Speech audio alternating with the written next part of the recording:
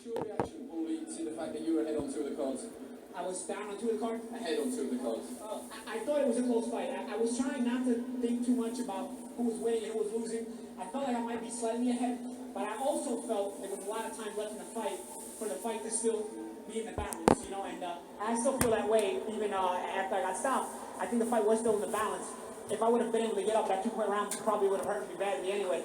But I knew it was a competitive fight, and I knew I was having some moments. I mean, like I said, Sam was making some good adjustments. He was having some moments. 36 years old, I don't have the legs I had, so I was picking my spots. I was trying to move around in spots, and sometimes I was trying to lay inside the pocket and kind of kill the tempo. But here's it with a fighter who has the inside skills of Sam. Stay on the inside and kill the tempo results in that. You fall for the bait sometimes, and he got me with that bait shot and the hook. That was all she wrote. Sam, I know it drives your trainer, John Pegg, mad switching off in fights. Sometimes you were hurt in the sixth. How badly hurt were you? He did catch me in the sixth, mate, and it was like you know, a flash reaction. You know, he caught me and I felt it.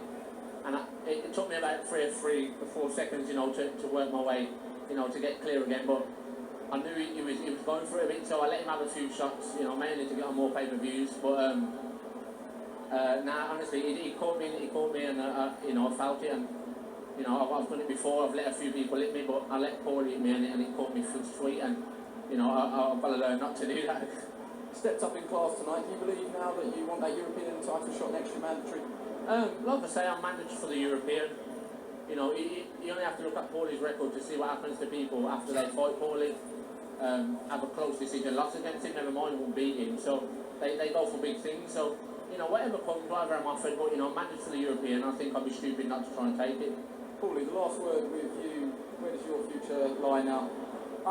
You know, the last 2 days have been pretty emotional for me. You know, I wasn't sure where I would go after this fight, and I was trying not to think about it because I didn't want to, you know, when you say you're going to stop fighting and then you have one more fight, you may not give it your all. And I wanted to come into this fight giving it my all. So I didn't want to think, okay, this is my last fight, I'm retiring. I didn't want to make a decision until afterwards because if I say I'm going to retire before the last fight, there's nothing pushing me when the going gets tough, you know, so I wanted to push myself when the going got tough. And so I didn't want to make a choice, but I feel like, you know, I've got a great job ringside. I can watch young fighters achieve their dreams like Sam. You know, part of the joy of having my ringside job is to get to watch fighters go through what I went through coming up the ladder and winning world championships and knowing the feeling that the joy that they feel when they win and kind of, you know, living through them and being so happy for them right from ringside. And I hope I can have my ringside job for a long time to come, both for Sky and for Showtime in the U.S. I'll make an official announcement this week, but I'm in the UK and I feel like, you know, these fans have been so good to me. I probably am done. I don't think there's coming back from this. What do you come back from at 36 years old? How do you rebuild at this age? There's just too much of a long road. There's not enough time. So I want to thank these fans. They've given me tremendous memories all the way back to 2008 in the co-feature fight when I fought Juan Lascano, when I fought Love Morindo, when Ricky Hatton fought Juan Lascano. Where you had a haircut. Yeah, in the haircut. I mean, I think ever since then, you know, these fans have gotten a kick out of me, and I've gotten a kick out of them. It's been a love affair and I'll never forget that. They're in my memory book forever, and I hope to keep sharing memories with them from the broadcast booth. You're an Italian-American, but you're one of us now. Final word towards Sam, actually. How highly do you rate him with all the people he's been in with? What do you see in him as a prospect? Well, as I said, I felt like Sam improved during this fight. And if I can take a silver lining out of this fight, it's that in the beginning, I was saying, okay, he's not bringing as much pressure as I thought he was bringing. You know, round 1, round 2, I said, I may be able to withstand this pace. I was expecting him to come out like a bullet, you know, and having to weather about 4 rounds. Came out a little slow, and I said, you know, maybe I can, you know, withstand this pace and pick my spots. But instead, he started picking his spots too. He slowed the tempo down. He started picking his spots too.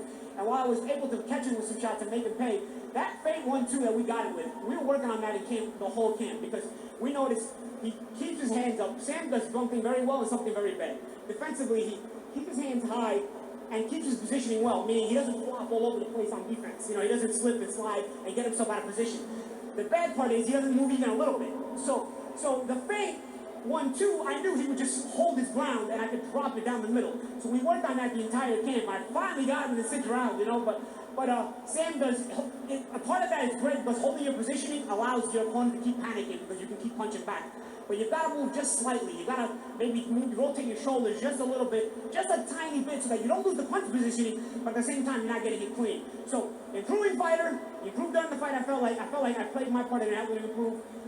He's a young fighter, I'm the old guy, I'm the wily veteran. I feel like I'm supposed to help him improve, and so I hope he continues to learn off this fight. And all the fighters that beat me were world champions, ex-world champions, so I hope he keeps my record 100%. I finished my record at 36-8.